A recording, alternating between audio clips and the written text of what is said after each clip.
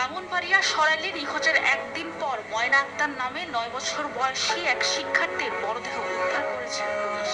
রোববার সকালে উপজেলার শাহবাজপুর ইউনিয়নের ছন্দমিয়ার পাড়া থেকে মরদেহটি উদ্ধার করা হয়। ময়না ওই পাড়ার বাহরাইন প্রবাসী আব্দুর রাজ্জাকের মেয়ে। সে লতিফ মোস্তারি সরকারি প্রাথমিক বিদ্যালয়ের 5ম শ্রেণীর শিক্ষার্থী ও স্থানীয় একটি মাদ্রাসার নুরানি বিভাগে পড়ত। নিহতের পরিবার জানায়, শনিবার দুপুরে ময়না বাড়ি থেকে খেলাধুলার জন্য বের হয়। এরপর তার কোনো সন্ধান পাওয়া যাচ্ছিল না। বিভিন্ন জায়গায় খোঁজাখুঁজি করার পর মাইকিংও করা হয়। সকালে শিশুরা হাবলিপাড়া জামে মসজিদে গেলে দ্বিতীয় তলায় ময়নার রক্তাক্ত মরদেহ দেখতে পায়। মসজিদের ইমাম শিশুটির মাকে খবর দেয়। পরে ময়নার পরিবার সহ গ্রামবাসী মসজিদে গিয়ে ময়নার বস্ত্রহীন মরদেহে গলায় কাপড় পেঁচানো অবস্থায় দেখতে পায়। এই ঘটনায় এলাকা জুড়ে চাঞ্চল্য ও আতঙ্কের সৃষ্টি হয়েছে। আর আপনার হাত গলাটা ভাঙ্গা ওই শরীরের মধ্যে ভাঙ্গা রাখছে, একবার সারা শরীর অলঙ্কার অবস্থা আছে। আর ওনার যে পরনের যে পায়জামা দিয়া তো মেয়েটাকে যেভাবে আমরা পেয়েছি, তার মরদেহ যেভাবে পেয়েছি, এত মর্মান্তিক মৃত্যু আমরা কখনো এত ছোট বয়সের বাচ্চারা আমরা কখনো কামনা করিনি।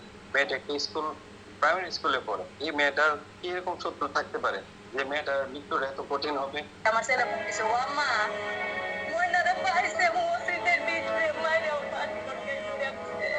এ ধরনের নির্মম হত্যাকাণ্ডের দৃষ্টান্তমূলক বিচার দাবি করেছে শিশুটির পরিবার। এইভাবে যে আমার মেয়েরে মারছে, এর চেয়ে বেশি শাস্তি চাই, ফাঁসি চাই। মানে তিলে তিলে তিলে তিলে যেন ফাঁসিটা হোক। আমি নিজ চোখে দেখতাম যে এরকম কে আমার নিষ্পাপ শিশুটারে এরকম করতে পারছে। এর মনটা যে এতটুক কাঁপলো না, এর কি মায়ের সন্তান নাকি অন্য কিছু।